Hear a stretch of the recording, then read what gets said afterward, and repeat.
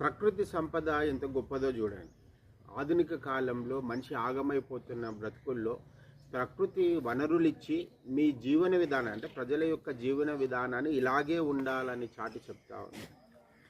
మనం చూసినట్టయితే ఒకసారి ఆధునిక కాలంలో పొరపాటు, పూర్వపు కాలంలో మనిషికి జరిగే మంచితనం.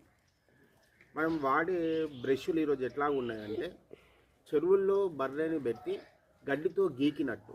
మీరు బాగా ఆలోచన చేయండి. చెరువుల్లో ఒక బర్రెను పెట్టి గడ్డితో గీకినట్టు చాలామంది ప్రజలు ఏం చేస్తారంటే బ్రష్ తీసుకొని ఇట్లా అని దోముతూ ఉంటారు బాగా.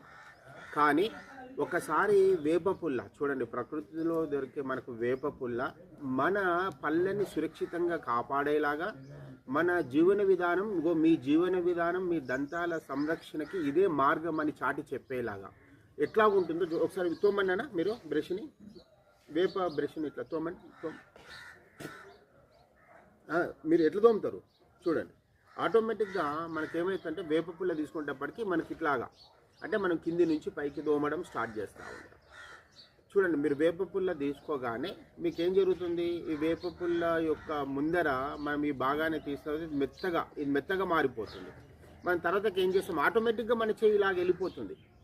చూసారా, మన దంతాలని సంరక్షించుకునేలాగా మనకు వేప పుల్ల మన లైఫ్ స్టైల్ నేర్పిస్తూ ఉంటుంది.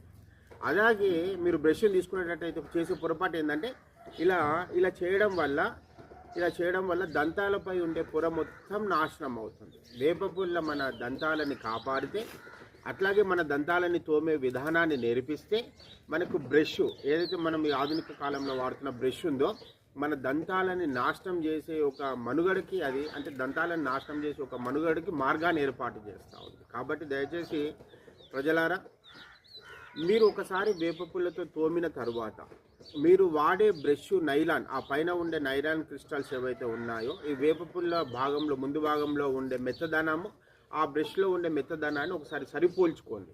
రెండిట్లో ఏది సురక్షితమో మీరే డిసైడ్ అవ్వండి. తర్వాత మీరు తోమే విధానాన్ని కూడా మీరు తెలుసుకుంటారని తెలియజేస్తూ నమస్తే. శ్రీ సరస్వతి ఆయుర్వేదం మరియు ప్రకృతి ఉత్పత్తులు షాద్నగర్, మీ పృథ్వీరాజ్.